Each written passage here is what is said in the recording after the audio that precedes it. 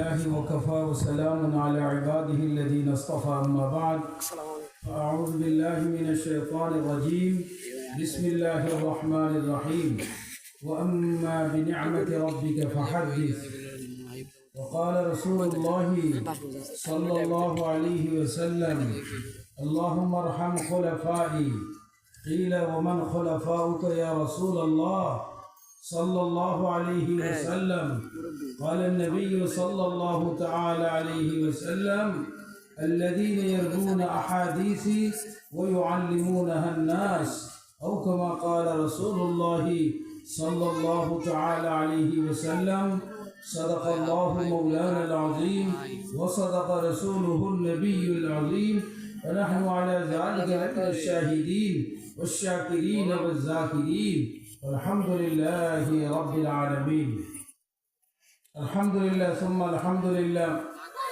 আর 1447 হিজরির 28 জুমাদাল উখরা মোতাবেক 19 ডিসেম্বর 2025 ঈসাব্দ জামিয়া কারিমিয়া হাফিজাতুন নিসা মহিলা মাদ্রাসার উদ্যোগে আয়োজিত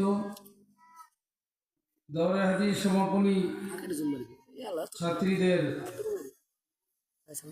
আব্বাজানদেরকে পাগড়ি প্রদান উপলক্ষে খতম বুখারীর এই মহা অনুষ্ঠানের সম্মানিত প্রধান অতিথি জনাব মোহাম্মদ শাহিন আলম, সভাপতি জনাব মোহাম্মদ মুস্তফা কামাল সাহাব, উপস্থিত হাজিরিন হযরত ওয়াইজিন কিরাম, উলামায়ে কিরাম, অত্র প্রতিষ্ঠানের পরিচালক হযরতুল আল্লাম কারি মোহাম্মদ আলাউদ্দিন সাহাব দামাত বারাকাতুহু আলিয়া সহ এলাকার সকল আইম্মে মাসাজিদ, খুতাবা, মাদ্রাসার তালিবুল ইলম এবং আসাতিজা সহ এলাকার মুরব্বিয়া নিজাম, হুজ্জাজে কিরাম, হুফাজ কোরআন, বুজুর্গানে দ্বীন, মাদ্রাসার জামিয়া কারিমিয়া হাফিজাতুন নিসা মহিলা মাদ্রাসার তালিবাত, শিক্ষক ও শিক্ষিকা মণ্ডলী সহ অভিভাবক অভিভাবিকা বৃন্দ, আজকে আমরা এখানে উপস্থিত হতে পেরেছি।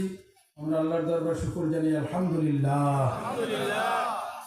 পবিত্র কোরআন মাজিদ ফুরকান হামিদের খতমের পরে যেমন দোয়া কবুল হয়, পবিত্র বুখারী শরীফের খতমের পরেও দোয়া কবুল হয়।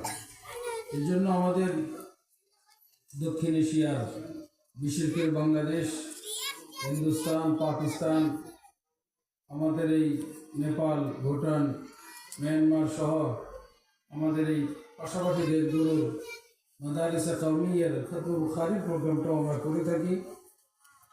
কারণ বুখারী শরীফ আহাদিসে মুবারাকার বড় এক দামি কিতাব। মাত্র 7275টি হাদিস মা তাকরার এখানে আছে।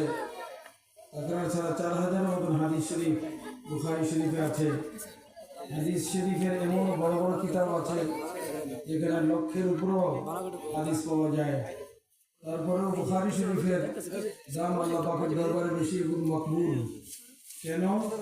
ইমাম বুখারী আলাইহির রাহমাত, তাকওয়া, পরহেজগারি এবং বুজুর্গের বরকতি। ওনার নাম হলো মুহাম্মদ। ইমাম বুখারী রহমাতুল্লাহ আলাইহির নাম কি বলেন? মুহাম্মদ। বাবার নাম কি? ইসমাইল। ওনার দাদা জানের নাম কি? ইব্রাহিম। মোহাম্মদ ইবনে ইসমাইল ইবনে ইব্রাহিম।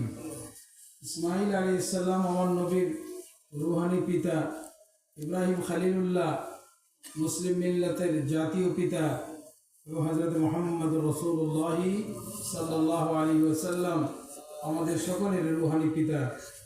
সরকারে দো আলম সাল্লাল্লাহু তাআলা আলাইহি ওয়াসাল্লামের নামের সাথে যদি ইমাম বুখারীর নামটা মিলানো আছে, ইমাম বুখারীর নামও মোহাম্মদ, আমাদের নবীজির নামও মোহাম্মদ।